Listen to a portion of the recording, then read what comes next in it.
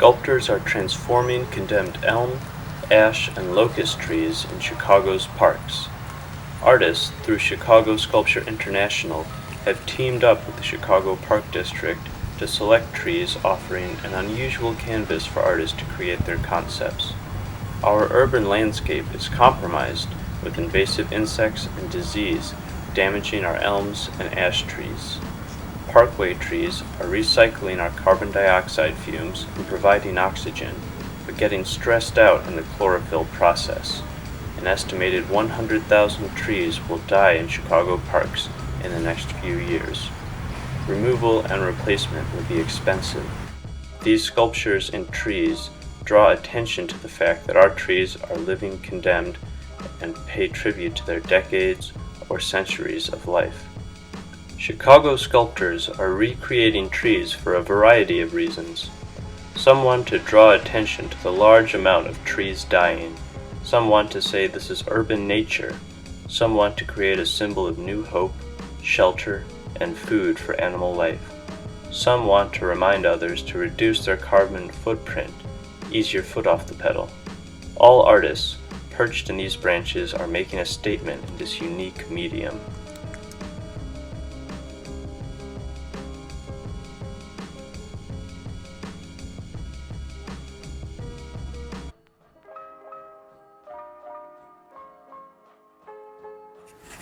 My name is Mia Capodilupo, and my piece right now is untitled, but it has to do with bringing synthetic elements found in the city and in an urban environment and combining them with the natural environment, or the natural environment as we experience it in the city, which is also very planned and man-made. So since we're dealing with dying or already dead condemned trees, what sort of environmental maybe issues come to mind when thinking about the project, your project in particular? Well, I'm a little concerned about it, just because I realize it is a habitat still, and it's still growing. So that challenge is really different too, to take into account birds, like going to the site and seeing the tree and seeing how animals were interacting with it. Hi, I'm Ron Gard, and I'm a member of Chicago Sculpture International, and we're currently involved with the Chicago Park District on a project we're calling the Tree Project, where we're utilizing the trees that are dying of ash borer disease that are coming down, and they contacted us to try to turn these trees into sculptures. So I think at this point there's going to be 15 sculptures by the end of the summer, and I was very excited about this because I work in the film business as well, and I have done a couple trees for movies, so it was a perfect project for me. Will saving 10, 15, or 20 trees save Chicago's urban garden? The sculpted trees are selected from parks throughout Chicago, giving a ripple effect to artists' expressions throughout many neighborhoods. The thing about this design that I think will be entertaining is it won't be immediately noticeable, but people will be walking by this tree and they'll say, wait a minute, what's going on here? And that'll be kind of the little bit of the intrigue of it. The Morse code, dealing with the trees and how I felt about the trees. And we thought it was a good idea to incorporate some of Indira's designs as well as my designs on this ash tree that, as I mentioned before, the one we chose was very totem-like. And so with the SOS pattern that I carved in this piece of maple trunk, it starts out with the ... dash, dash, dash, and then continues around ... I'm Margot McMahon. I'm working on a sculpture called Flock, which will be larger than life songbirds flying through an elm tree that has died along Lakeshore Drive south of 57th Street. The birds are carved out of a tree that was 300 years old and blew over in hurricane force winds off of Lake Michigan. That it's made of this material means something. And if winds like that are blowing over trees, what is happening to the birds? That's the concept of my piece. I'm an environmentalist who works with sculpture. I like the object of sculpture. And I work with human, plant, and animal forms to show how we are all living creatures on this earth and we're all interconnected. I've chosen to carve in wood for this exhibit because it's about the trees and the meaning of working in that wood to express the life of a tree, to extend the life of this elm that I've been given, seems to create a good cycle.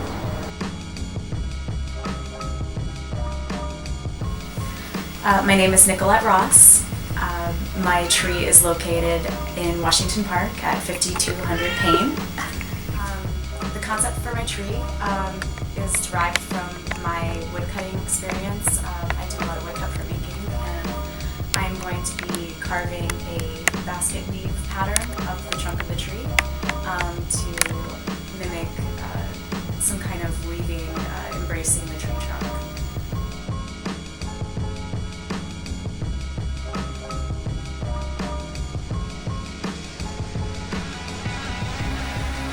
My name is Mark Schneider, and I haven't really come up with a title for my piece yet. I typically wait till I'm done with it, and then something kind of comes to me as far as a name. It is in Bessemer Park, which is 8300 South in the city of Chicago. My concept is to build a big giant birdhouse made out of pretty much mostly natural materials. It's like grapevines and tree bark, tree limbs. That's mostly what I use, and I fasten it together with different nails and screws. It's going to be kind of a big piece, and it will have a bunch of like little kind of compartments or spots in it, and so I am just hoping something will find a home in there. Hi, I'm Vivian Visser. I do sculpture about our spiritual and psychological relationship with nature. I'm really excited about this project. I don't know which tree I have yet, but I'm going to do a piece about structures in nature, cells, honeycombs, seed pods, cocoons, all of those forms, and I'm going to do an enlarged version in a tree. And I think that when we walk through nature very often we don't see what's right in front of us. So I hope my work will help people to stop and take notice and make associations between the artwork and the nature around it. Cheryl Williams. And the proposed image to do in the park for the tree art is called Tree Hug. Marquette Park is where the sculpture tree art is going to be created.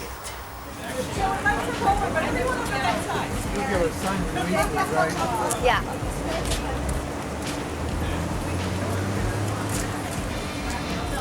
You can just sit wherever you want, but I think you'll see the sculptures on the right side. A group of Chicagoans explored the various parks while artists were working on their trees in Phase 1 of the Tree Project.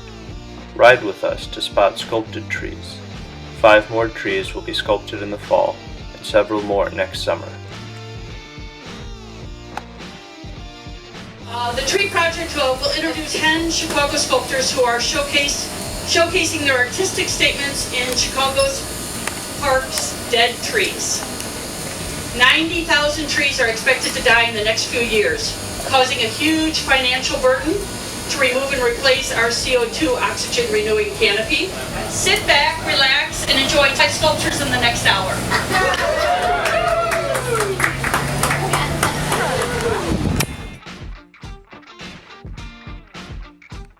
In 1871, South and West Park Commissions acquired 1,055 acres of land just south of Chicago's southern border. They hired Frederick Law Olmsted and Calvert Vaux to design what was originally South Park and is now called Jackson Park and Washington Park, linked by Midway Plaisance. Olmsted believed that parks should provide release from urban tensions as well as serve as democratic places.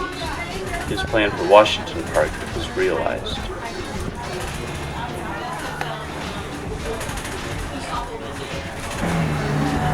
Okay, on the left, we're going to see Nicolette Ross's tree. Now, see the intricate pattern she started to carve?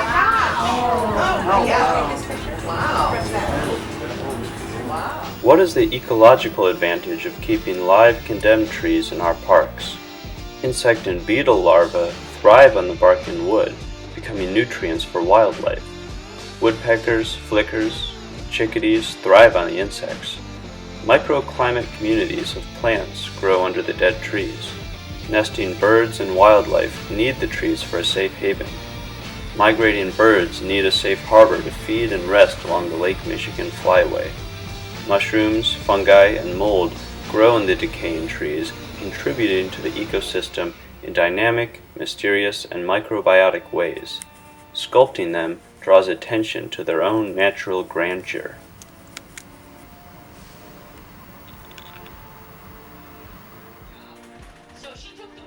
Jackson Park had few improvements before being selected as the site for the 1893 World's Columbian Exposition.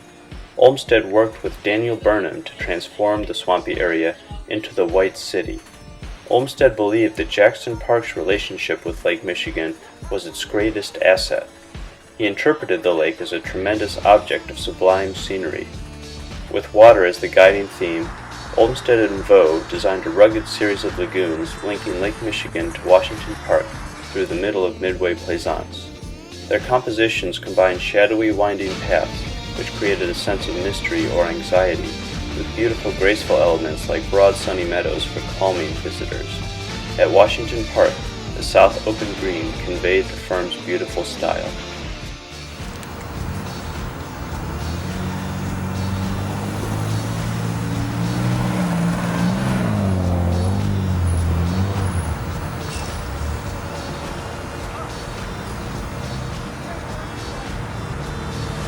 My name's Taylor Wallace. I'm a sculptor for Chicago Sculpture International, and we're doing a reductive process on this locust tree here. Essentially, we go in with the tools, do a long striation, and then try to work back to it, and it's going to be an undulating groove pattern, kind of like a spiral to the sky. So, yeah, I don't know. What else you want to know? Way to go. You see, it's like 35 feet tall, so this will be the easy part. On the bottom, we'll kind of rough it out and get an approach for the process, and then by the time we get to the top, hopefully it's more streamlined, so you don't have to do a lot of figuring out on the ladder.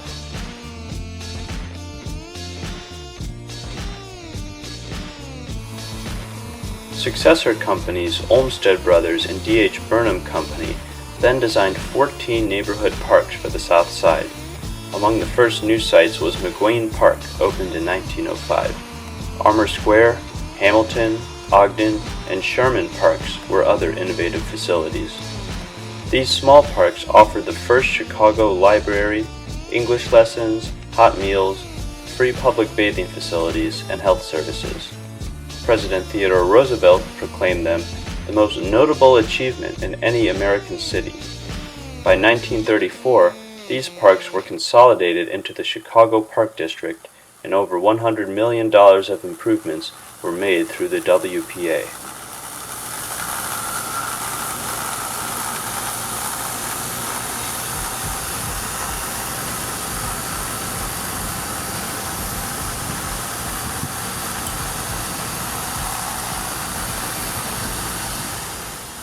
In the 1800s, Julius Robert Mayer, a surgeon, recognized nature has solved the problem of how to catch in flight light streaming to the earth and store this most elusive of all powers in rigid form.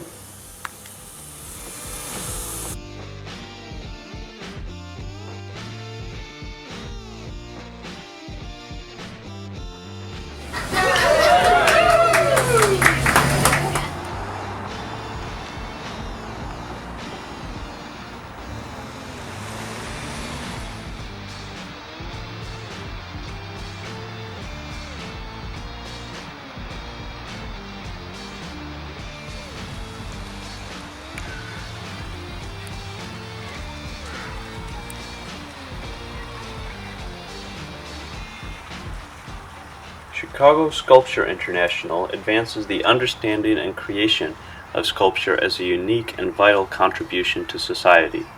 The CSI seeks to expand public understanding and appreciation of Chicago sculpture through exhibits and public forums on sculpture, to engage artists and art professionals in a dialogue to advance the art form and to promote a supportive environment for sculpture and sculptors.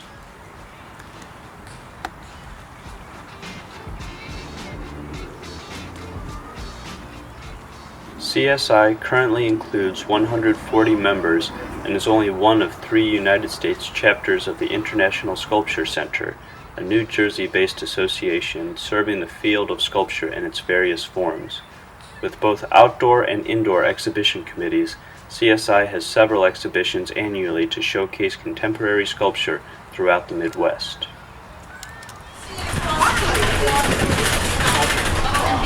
Park. And in the 1830s, Chicago's emerging government adopted the motto, Urbs e Horto, a Latin phrase meaning city and a garden.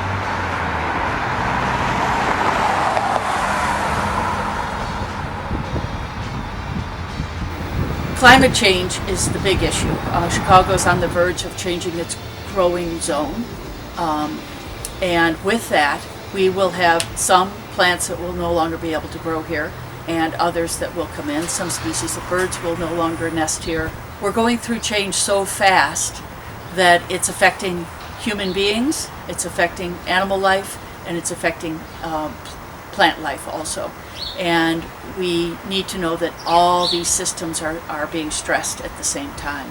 I'm focusing on the birds while we're bringing attention to the trees that are dying. That interrelationship means something to me, and that a human being made that sculpture brings human, plant, and animal life together.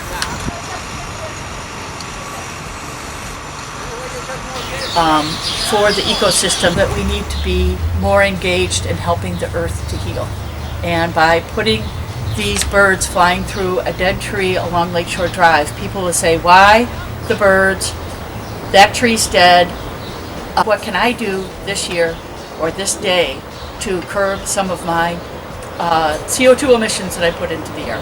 Drive a little slower, use a little bit more local food.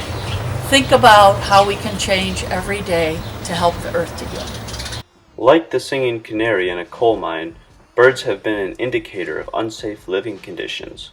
Remember the peregrine falcon and bald eagle population decline that caused us to understand that our underregulated pesticide habits were poisoning the environment and us? They are off the endangered species list now, and we are healthier. Today, the meadowlark and bobwhites have lost half their population due to loss of grass buffers and cow pastures on small-scale farms. Alongside the loss of grassland, indicated by less birds, soil runoff is clogging nearby rivers and lakes.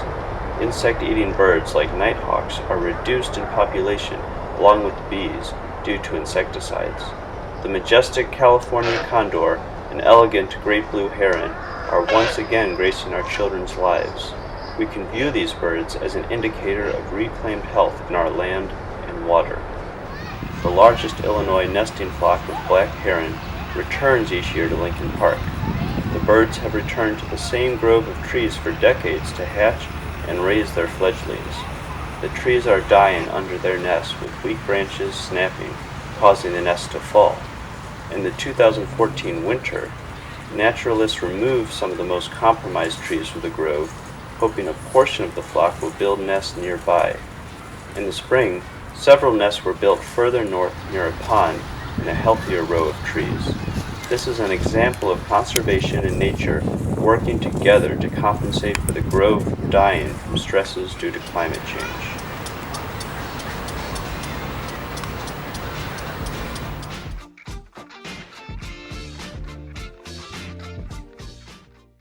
Carving in wood brings about immediacy, much like drawing on paper. The structure is set by the tree trunk. The grain of the wood, the material is all sitting there waiting to be carved. The artist brings a concept to the material, and the color of the wood, the grain, the form that was grown becomes the direct interaction of artwork and material to create a piece of art that will be ongoing.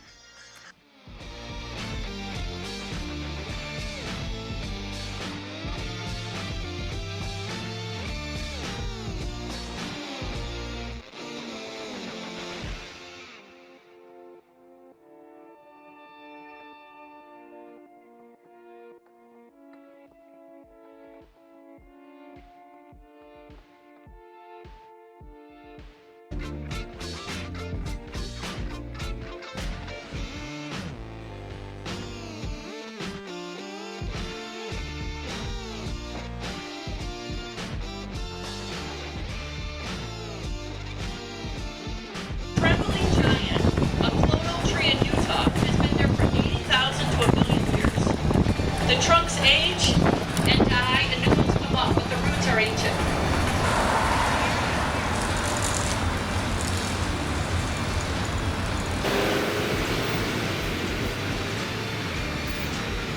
Hi, Mark. Hi.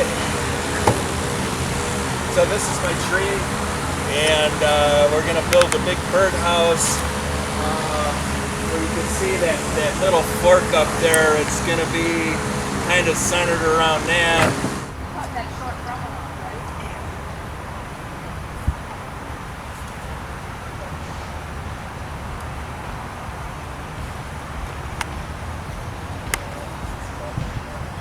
And so it has a little gas cartridge and a battery, and shoots.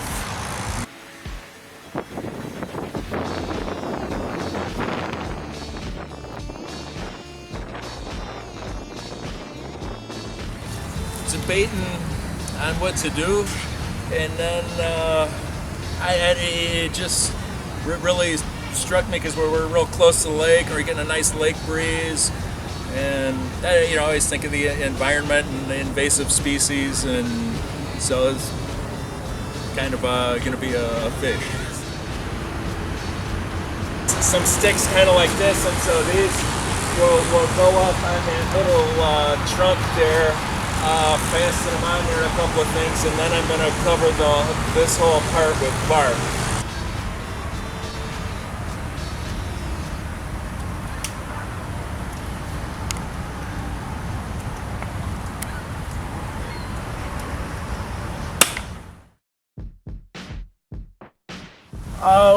Well, one thing that really came to me while I was down here is, the Asian carp getting into Lake Michigan, and and it's not that far from here.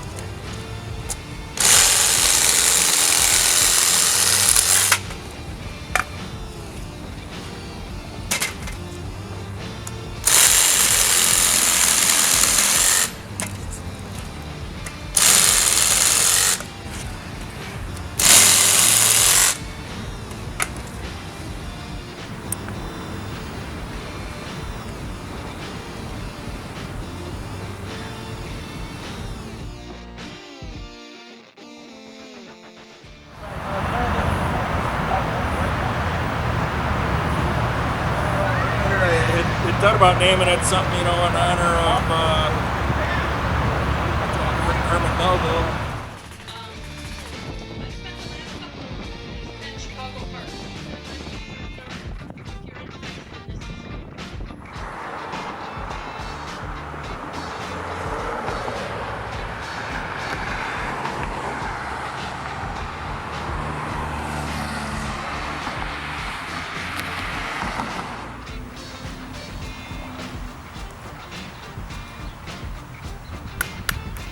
Well, I've always liked to do things that the trees so draw you to them. They just so there.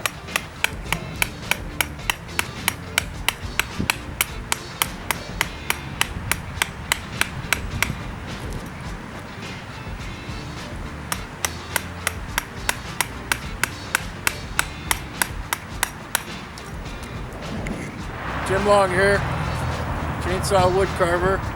A lot of people think I'm crazy, and they're right. Anyway, here we have a nice elm tree that we are cutting for the Chicago Parks District in conjunction with Chicago Sculpture International. and I'm making an eagle. He's catching a fish. I thoroughly enjoy it, and even though it is dangerous work, thank you. Thanks. Fungi growth rots the wood, offering another food source. 611,000 species of mold, fungi, and mushrooms are known and labeled. We have yet to find and identify 86% of plants and animals on land. Teeming inside of these condemned trees is an unknown world unto itself. For instance, a thread-like fungi, mycorrhizal, has an underground symbiotic relationship with roots that supply the fungi with sugars or energy from their leaves. 95% of all plant species have roots coated with this fibrous fungi, a secondary root system. The fungi attaches and grows beyond the roots, drawing essential nutrients and moisture from beyond the reach of the roots to nourish the host tree. The most fascinating findings show that these fungi actually form a deep underground network that communicates between trees. Warnings of drought might make a whole grove curl its blossoms and leaves to preserve water. The oldest tree serves as a mother tree, with the younger trees growing within her network. The mother tree sends carbon, nitrogen, and water through her roots to the fungi. The fungi passes the nutrients to the roots of seedlings down in the gloom of the forest. They need these nutrients to be able to grow to the sun. If the mother tree is cut down, the entire forest can be compromised.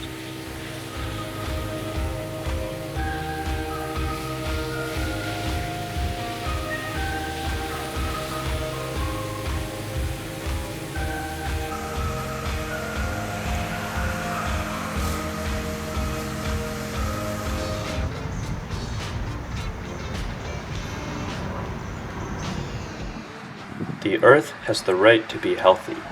Carbon dioxide is exhaled from our every breath. Compounding larger population of people with our increased carbon emissions of burning fossil fuels, the trees are left with the strenuous job of absorbing too much carbon dioxide. If we point our fingers to the oil companies, they are likely to say, we only drill and deliver the fossil fuel to go to the refineries. The refineries might say, we only clean the oil, ask the distributor. The gas station attendant might respond with, I only supply the consumer who burns the carbon dioxide, taking away the Earth's right to be healthy. It is the consumer's job to reduce emitting more carbon into the air. We are past the peak amount of oil that can be affordably extracted from the Earth. This is the time to use this energy source to transition to renewable energy.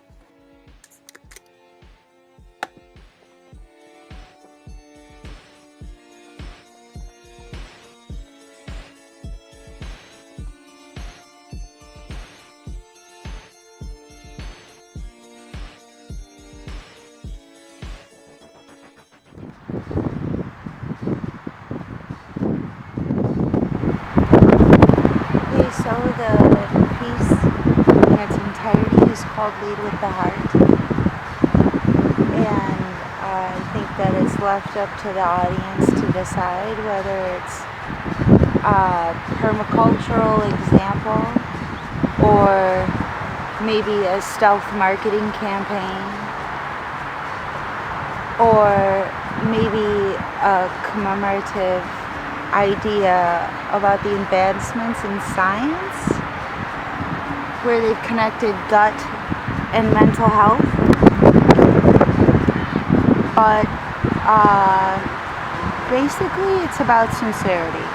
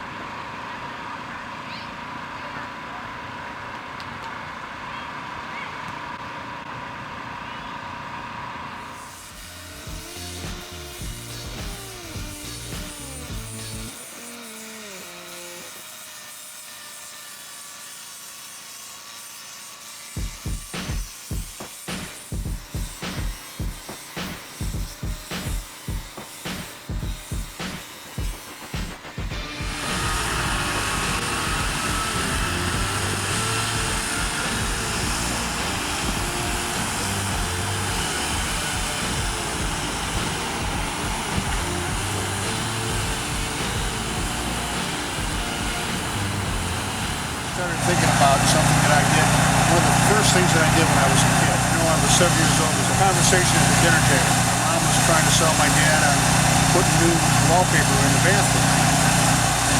And so I went to bed that night and I had my flashlight under my covers and I was making notes and drawings. The next night at dinner, I said, I want to draw on the wallpaper. Can I draw on the wallpaper? So they looked at each other and they said, okay, we're going to come down on Monday. So I had the weekend to go nuts. And I did, and I drew faces and I made all kinds of, crazy patterns and what have you. And then she left it up for another month. She had the neighbors in, we had a family dinner, so everybody marched in and out of the bathroom. It was a crazy stuff of a 7-year-old kid, but it gave that wallpaper that much more life. And that's exactly what's going on here. Same deal.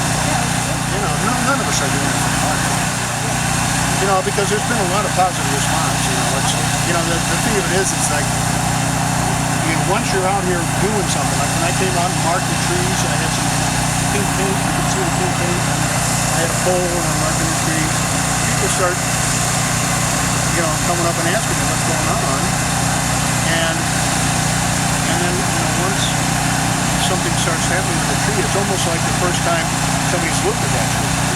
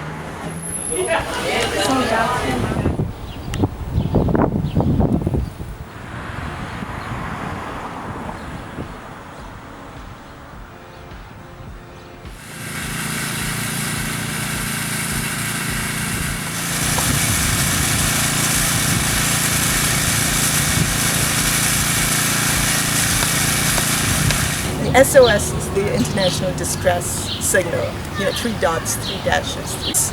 That then signals distress, which is what the tree was signaling for a very long time.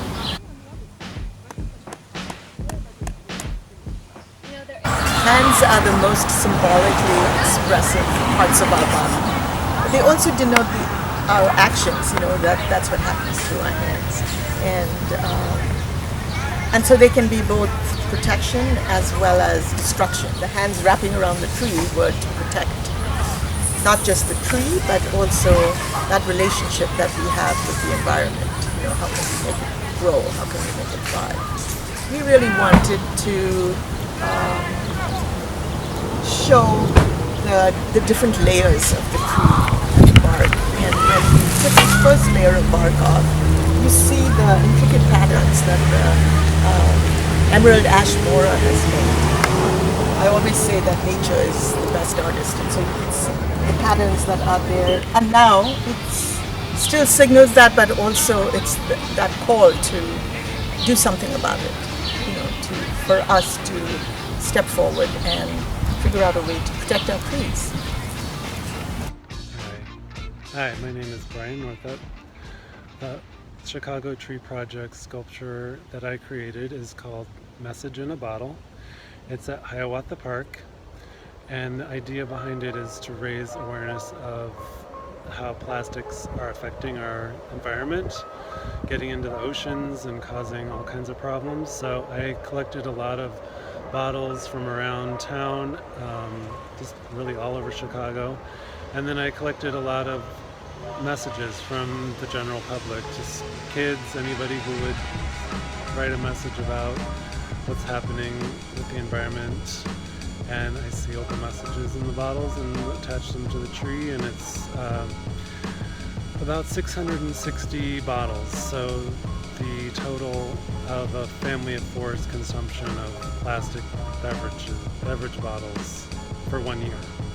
So check it out. It's up north in Hiawatha Park, And I hope the message comes across is that we just need to be more aware of what we're doing with these disposable bottles that are littering our lives.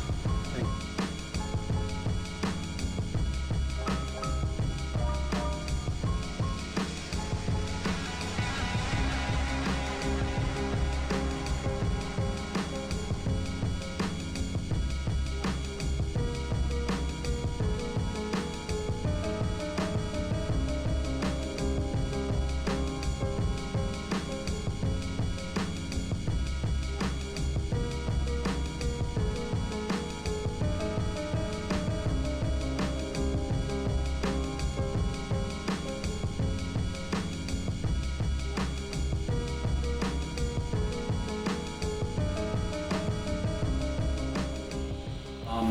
There is hope to plant more disease-resistant trees and do it wisely. The longevity of a parkway tree is about 10 to 20 years, and that isn't much because it usually takes about 30 years for a tree to mature. We have short memories. We forget what that ash tree was like and how it afforded shade and clean air.